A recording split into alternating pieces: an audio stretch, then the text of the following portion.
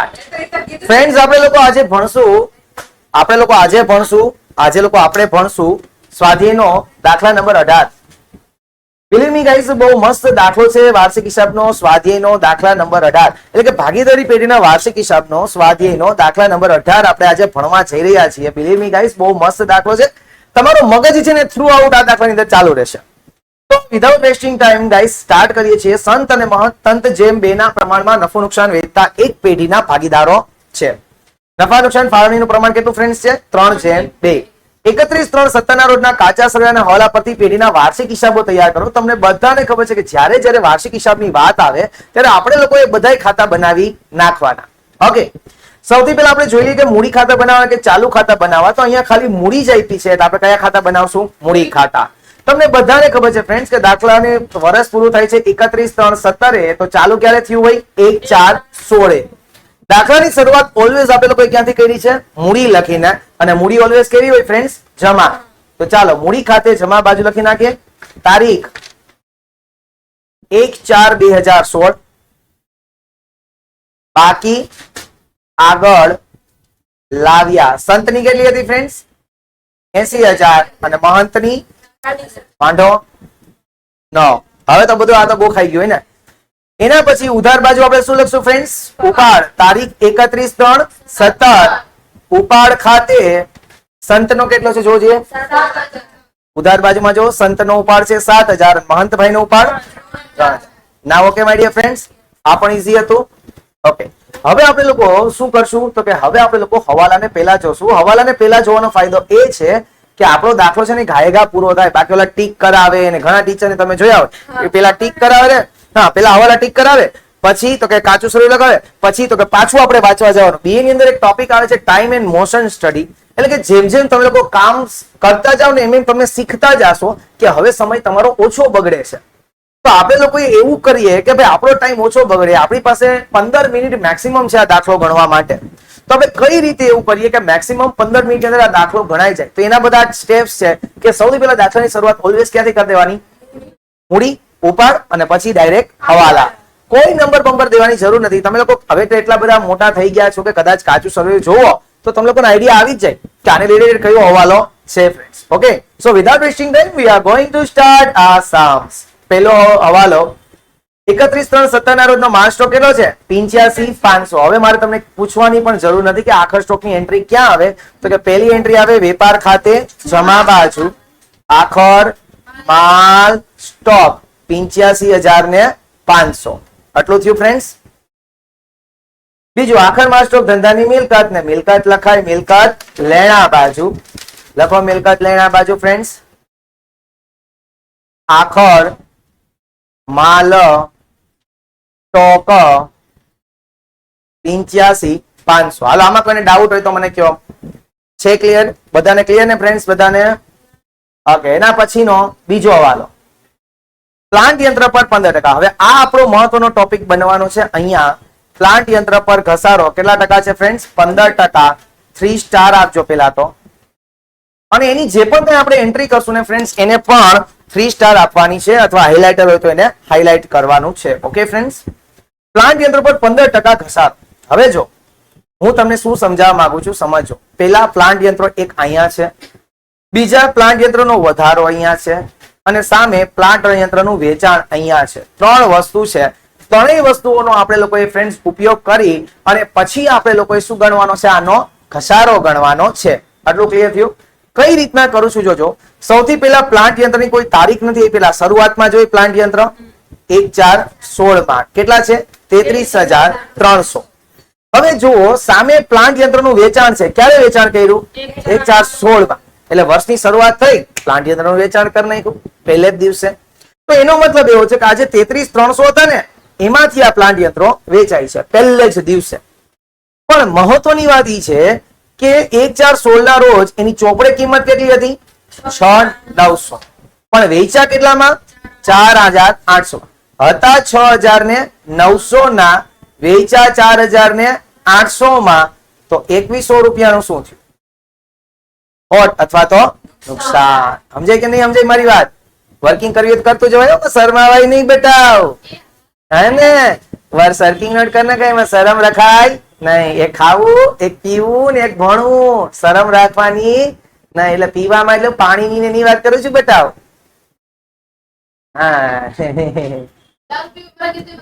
હા ફરી તમને એમ થાય કે સરે કીધું તું પીવામાં શરમાવું નહીં એટલે આપણે એમાં શરમ વિના જ પીતા હોય ઓકે ચલો સમજાઈ ગયું બધાને ફ્રેન્ડ્સ તો હું શું કરીશ ભાઈઓ અને બહેનો સાંભળો જરા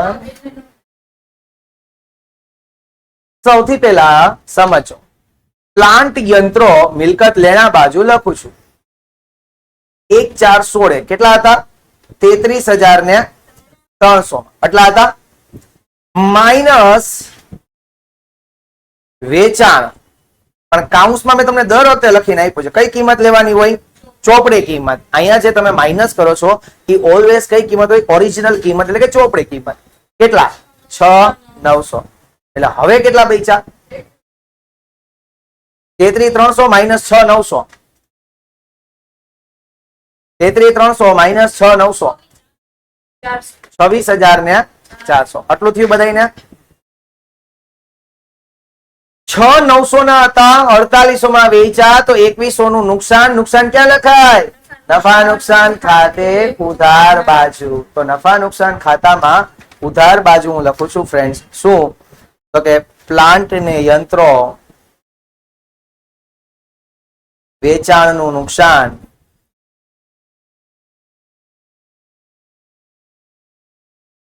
તો કે 6,900 માઇનસ 4800 એટલે 2100 છે ડાઉટ કોઈને આમાં ફ્રેન્ડ્સ ઈઝી લાગ્યું બધાને ગાઈસ ઈઝી હા ઓકે હવે મહત્વની વાત એટલે એનો મતલબ એવો થયો કે આની એન્ટ્રી પણ થઈ ગઈ અને આની એન્ટ્રી પણ થઈ ગઈ હવે પ્લાન્ટ ની યંત્રનો વધારો કર્યો ને એની એન્ટ્રી કરવાની છે ક્યારે વધારો કર્યો 1,716 કેટલા રૂપિયાનો 24,000 પ્લાન્ટ ની યંત્રોમાં વધારો કર્યો છે તો વધારો છે આની અંદર શું કરી દેવો પડશે પ્લસ ચાલો કરો પ્લસ પ્લાન્ટ યંત્રમાં વધારો કેટલા રૂપિયા 24,000 ક્યારે વધારો કર્યો 1,716 એટલે હવે આખા ટોટલ પ્લાન્ટ યંત્ર કેટલાના થઈ ગયા 50,400 આમાં કોઈને કઈ વાંધો નહીં એટલે મેં તો હજી આ ખાલી કાચા સરવૈયાની જ અસર કરી સમજો કે 33,300 ના શરૂઆતના પ્લાન્ટ અને યંત્રો હતા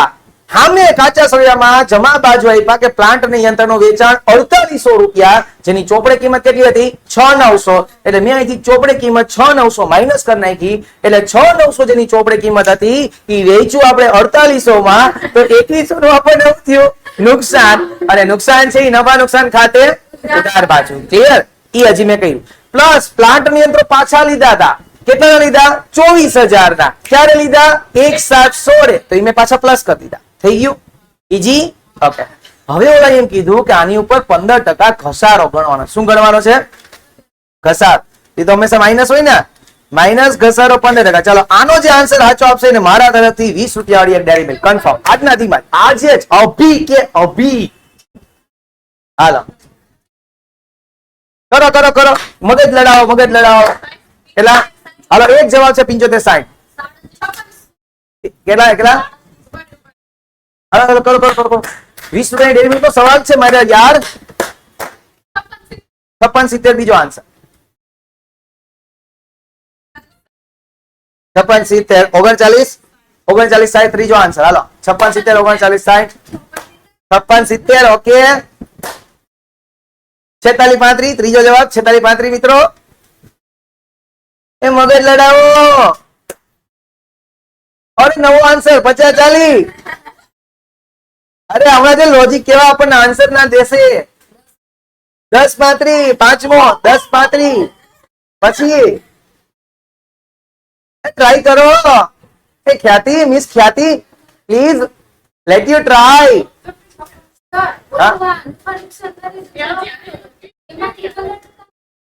ઈ તો વેચાઈ ગયું બેન ઈ તો પ્લાન્ટ યંત્ર વેચાઈ ગયા ટ્રાય કર હાલો કયો રાણા રાણાની રીતે હો ભાઈ 56-70 તમે લોકોએ કદાચ એવું કર્યું હોય કે ભાઈ 50-400 ના 15% તો કેટલા લોકોએ 50-400 ના 15% કર્યા ઓકે, સરસ, વેરી ગુડ. હવે મારો જવાબ શું છે? હા, નહીં નવું નહીં બેન, લોજિકલી છે ને એ લઈ આવે છે. હા, આપણા ઘરના એક નિયમમાં નહીં આવે.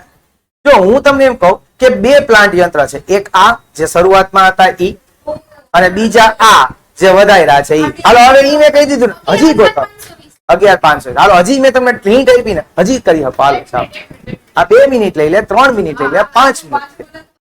બે પ્લાન્ટ છે, એક ઓલો ને એક આ. એક તો જૂનો પડ્યો તો ઈ, અને બીજો આ નવો લીધો ઈ.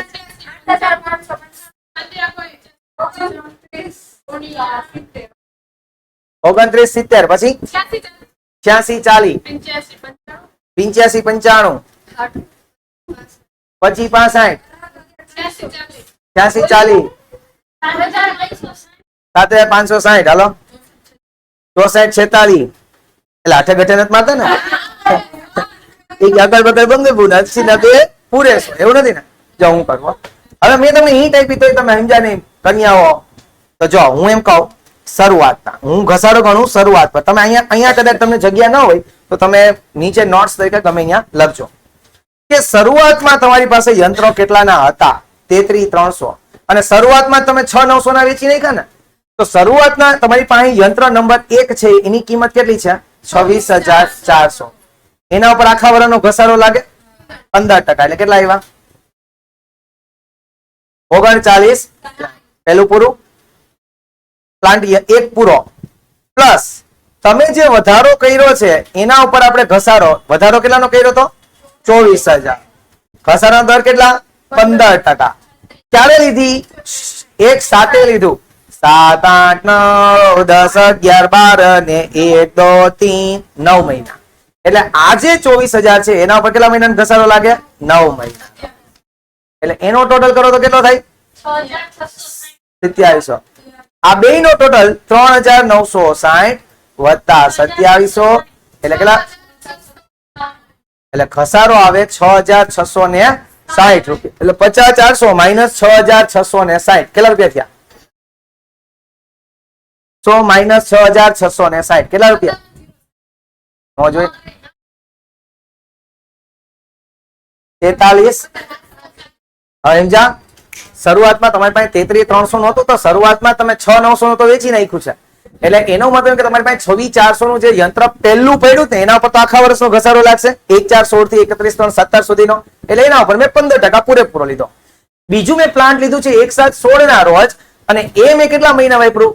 9 મહિના. તો એના ઉપર 15% એટલે કેટલો ઘસારો ગણીશ? 9 મહિનાનો. આ બે નો સરવાળો કરો એટલે 66, 60 ઘસારો આવે. અરે સમજાણું? આઈડો બધાને ગાઈસ? હવે આઈડો નહીં લખી આવો, લખો લખો લખો. જગ્યા ન રહેતી હોય ને બીજે ક્યાંય લખવું હોય તો છૂટ હો ફ્રેન્ડ્સ. હું તો કેવું હોય કે ભાઈ આપણો તો નેચર આવો છે.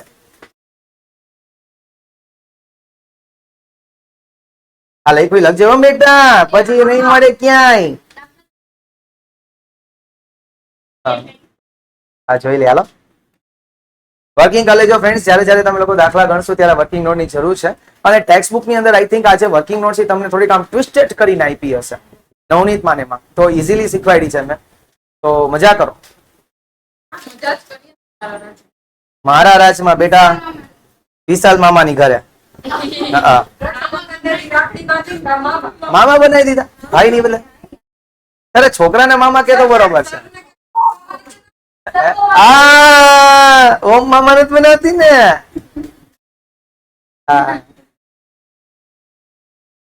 હા થયું બધી ના બેનો?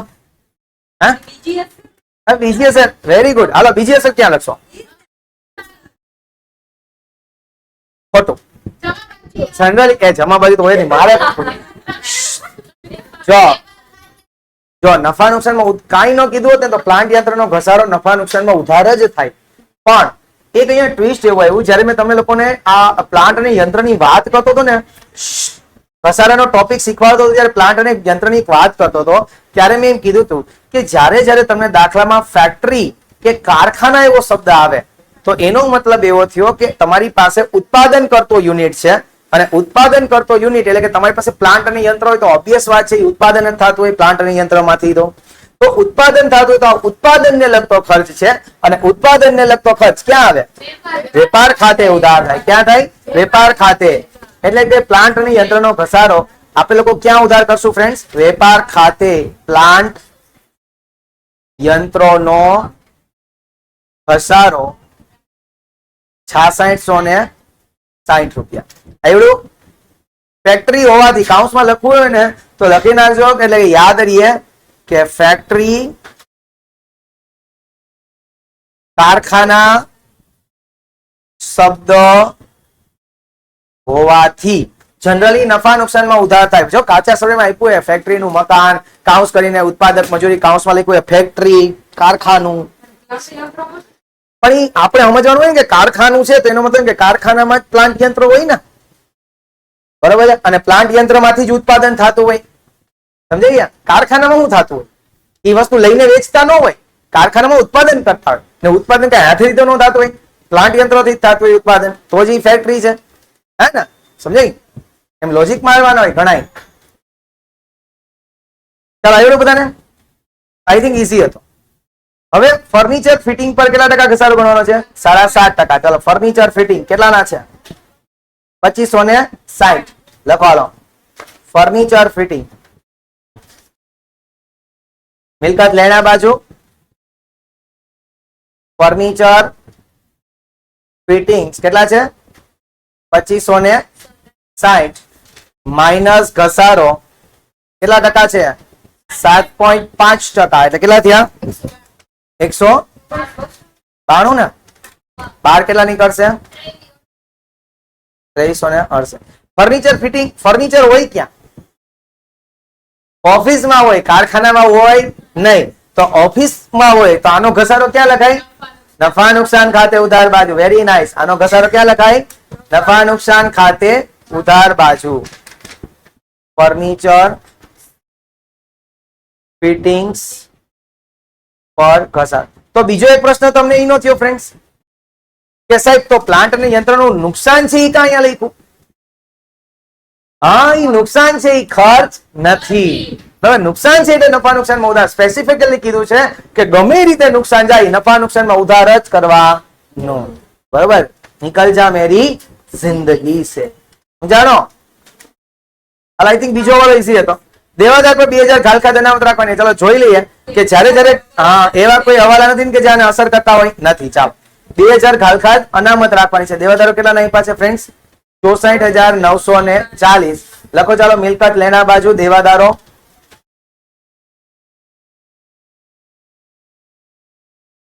દેવાદારો 64,940 ડાયરેક્ટ કરું માઇનસ ઘાલખાત અનામત ક્યાંની છે ફ્રેન્ડ્સ? હવાલાની. કેટલા રૂપિયા? 2000 એટલે 12 કાઢશો 62,940. ક્લિયર? હાલો હવે આ જે ઘાલખાત અનામત છે એની બીજી અસર આપણે લોકો ક્યાં લખશું ફ્રેન્ડ્સ? નફા નુકસાન ખાતે ઉધાર બાજુ. ચાલો ગાઈસ નફા નુકસાન ખાતાની ઉધાર બાજુ એક ફોર્મેટ બનાવશું ને ફોર્મેટનું નામ છે હકા. તેમાં શું લખશું? ઘાલખાત હવાલાની પ્લસ ઘાલખાત કાચા સરવૈયાની પ્લસ ઘાલખાત અનામત હવાલાની માઇનસ ઘાલખાત અનામત કાચા સરવૈયાની. હા, આમાં બેન અડાઈ જાય છે. ઘાલખાત અનામત હવાલાની કેટલી છે ફ્રેન્ડ્સ? 2000. હા બેન લખી નાખો તો સારું કેવાય ને. હે? હા લખું જ પડે બેન. આ છેલ્લો દાખલો છે. તું આજે જઈ ગઈ. હવે થયું ગાઈસ?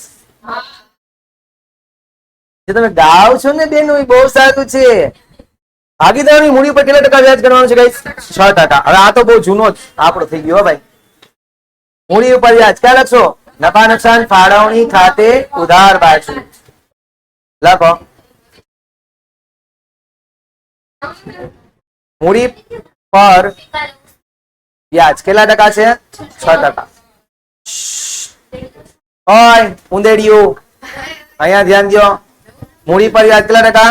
6%. એક સંતની મૂડી, બીજું મહંતની મૂડી. સંતની મૂડી 80,000 હતી મને યાદ છે. એને ગુણ્યા 6% એટલે 4800.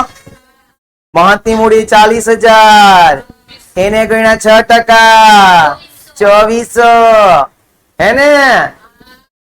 ચલો ન્યાય ઉધાર તો મૂડી ખાતે જમા. આહા 31/3/17 મૂડી પર વ્યાજ 4800 ને 2400. આવડ્યું? અચ્છા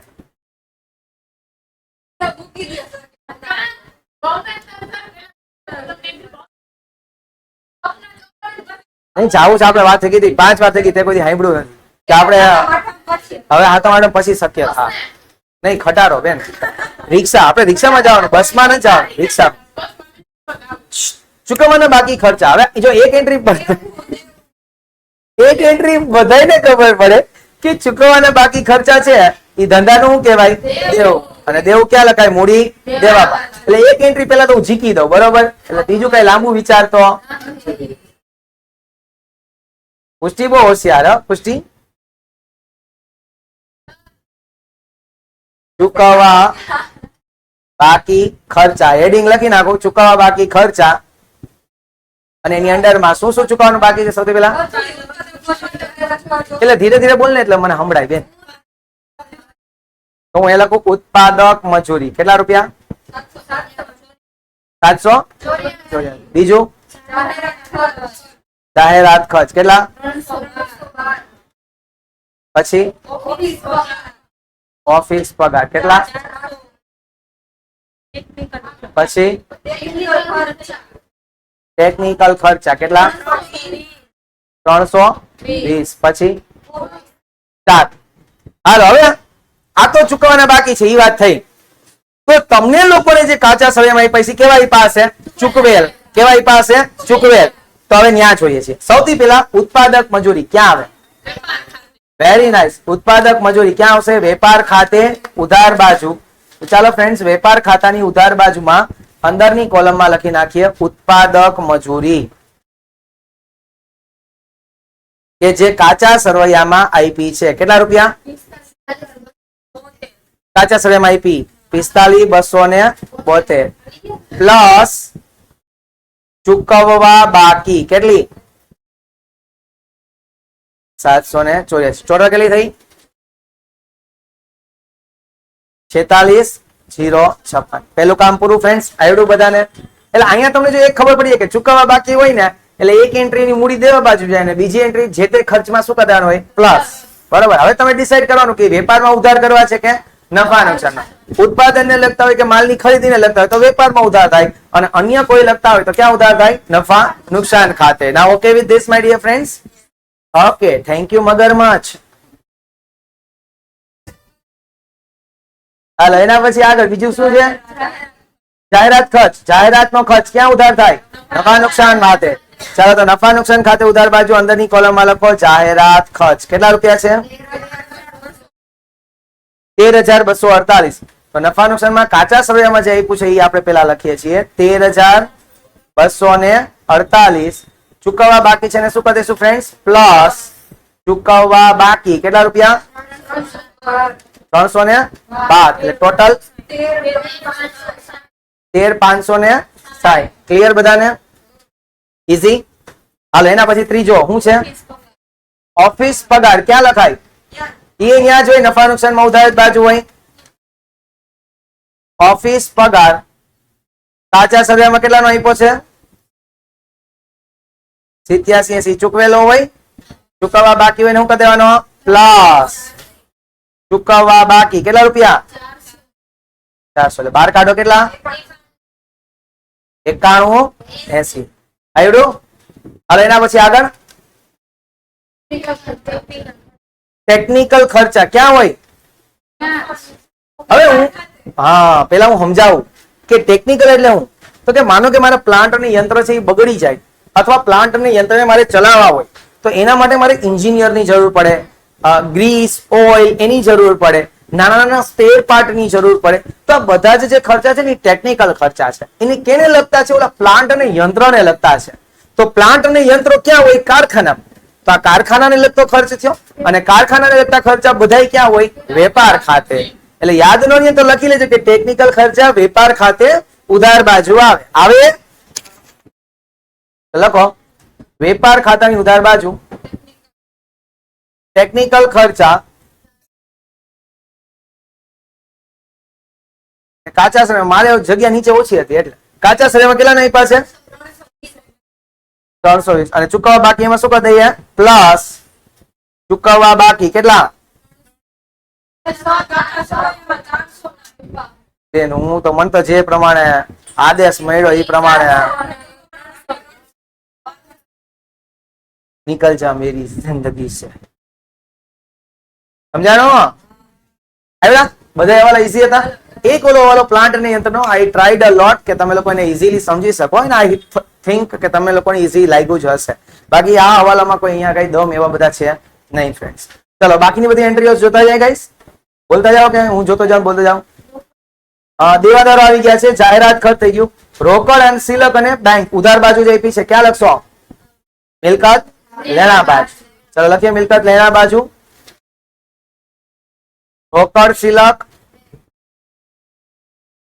અને બેંક કેટલા રૂપિયા છે? 8,496. આટલું ક્લિયર? પછી ખરીદી ક્યાં હોય? જોઈએ સામે ખરીદ પરત આપ્યું છે નહીં ને? પછી ખાલી જગ્યાથી ગયેલ માલ કોઈ આપ્યો છે? ઉપાડથી, નમૂનાથી, હાલિયાથી, માલિયાથી નહીં ને? તો ડાયરેક્ટ બહાર કાઢ નાખીએ. ખરીદી કેટલા રૂપિયા? 1,81,168. ઓકે હાલો. પછી ઉત્પાદક મજૂરી તો આવી ગયું. પછી શેનો છે? હા કારખાનાનો ક્યાં લખાય? હા વેપાર ખાતે ઉધાર બાજુ વીજળી ખર્ચ કારખાનાનો કેટલા રૂપિયા? 45,272. નક્કી કરીને કયો? શ્યોર ને? 4,296. ભાડું કરવેરા ક્યાંના છે? ઓફિસના. ઓફિસના હોય તો ક્યાં લખાય? નફા નુકસાન ખાતે ઉધાર બાજુ ભાડું કરવેરા કાઉસમાં ઓફિસ કેટલા રૂપિયા છે? 872. ચાલો પછી ભાડું કરવેરા કારખાનાના, તો કારખાનાના ક્યાં આવે? વેપાર ખાતે ઉધાર બાજુ ભાડું કરવેરા ક્યાંના ફ્રેન્ડ્સ? કારખાનાના. કેટલા રૂપિયા? 9,384. ક્લિયર છે બધાને ફ્રેન્ડ્સ? ઓકે હાલો. એના પછી શરૂઆતનો સ્ટોક ક્યાં લખાય? વેપાર ખાતે ઉધાર બાજુ શરૂઆતનો સ્ટોક કેટલા રૂપિયા છે? 33,696. ક્લિયર છે બધાને કે હા કે ના?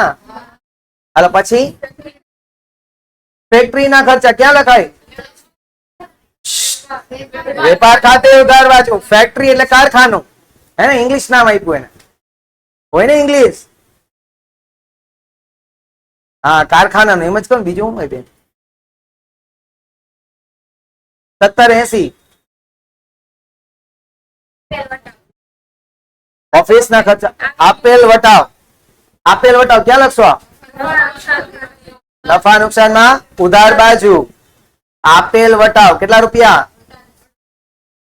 48,000. 4800. હાલો પછી આવક માલ ગાડું. માલ આવે છે એનું ગાડા ભાડું. ખરીદીને લગતો ખર્ચ ક્યાં લખશો?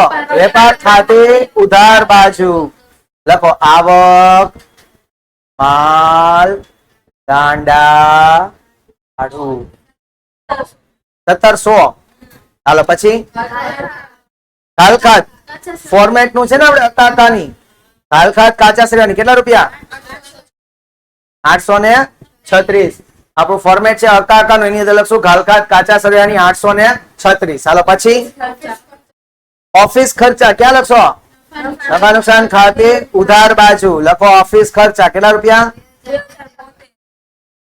2,072. હાલો પછી સામે આવી ગયા લેણદારો ધંધાનું દેવું. દેવું ક્યાં લખાય? મૂડી દેવા બાજુ. લખો ફ્રેન્ડ્સ, લેણદારો કેટલા રૂપિયા? 48,000. હાલો એના પછી વેચાણ છે એ વેપાર ખાતે જમા બાજુ. ઓકે, વેપાર ખાતે જમા બાજુ આવી જાવ. વેચાણ કેટલા રૂપિયા? 2,68,000. ક્લિયર છે બધાને ફ્રેન્ડ્સ? હાલો પછી હાલો લોન લીધી છે, લોન લીધી ધંધાનું દેવું. દેવું ક્યાં લખાય? મૂડી દેવા બાજુ. લખો, જ્ઞાની પાસેથી લીધેલ 5% લોન. કેટલા રૂપિયાની લોન છે? 10,000. લોન ક્યારે લીધી? 1/10/16. હાલો આ દુનિયામાં કોઈ મફતમાં પાણી નથી પાતું, ચા નથી પાતું, લોન કોઈ મફતમાં આપે નહીં. તો લોન પર શું દેવું પડે? વ્યાજ. વ્યાજ છે એ ક્યાં ઉધાર કરશો? નફા નુકસાન ખાતે. લખો, નફા નુકસાન ખાતે ઉધાર બાજુ. જ્ઞાનીની લોન પર વ્યાજ. હાલો કેટલાની લોન હતી? 10,000. વ્યાજનો દર કેટલા ટકા છે? 5%. ક્યારે લોન લીધી? 1/10/16. એટલે કે 10, 11, 12, 1, 2, 3 6 મહિના થશે. તો વ્યાજ આપણે 6 મહિનાનું ગણશું. 6/12 કેટલા થાય? 250. હવે આ આપણે જે વ્યાજ 250 ચૂકવેલું છે કે ચૂકવવાનું બાકી છે? ચૂકવવાનું બાકી છે. જ્યારે આ વ્યાજ ચૂકવવાનું બાકી હોય તો ધંધાનું કહેવાય દેવું. દેવું ક્યાં લખાય? મૂડી દેવા બાજુ. લખો ફ્રેન્ડ્સ, ચૂકવવા બાકી જ્ઞાનીની લોન પર વ્યાજ કેટલા રૂપિયા? 250. આવડ્યું બધાને? ઈઝી. હવે એના પછી કમિશન જમા બાજુ આપ્યું ને? જમા બાજુ આપ્યું એટલે કયું કમિશન હોય ફ્રેન્ડ્સ? મળેલ હોય. અને મળેલ ક્યાં આવે? નફા નુકસાન ખાતે જમા બાજુ. લખો ફ્રેન્ડ્સ, નફા નુકસાન ખાતે જમા બાજુ કમિશન. યાદ રહી એટલે તમને લખી દો અહીંયા કાઉન્સમાં જમા જે આપ્યું છે એ કેટલા રૂપિયા? 800. હાલો પછી પૂરું, ખતમ. બંધ કરતા આવડે ને બધાને? હવે એકડો ઘાલખાત નો ટોટલ પેલા બહાર કાઢજો, બાકી ભૂલી જાઓ. 28, 36. ઓકે, એમાં એવું છે હવે તે સર આવી ગયા છે તો બંધ કરતા તમને આવડે છે. બીજું આમાં કઈ લાંબુ છે નહીં, બરોબર છે? તો બંધ કરી દેજો. And now this is the end of my session. We will meet tomorrow. Till then, જય હિન્દ, જય ભારત, જય દ્વારકાધીશ.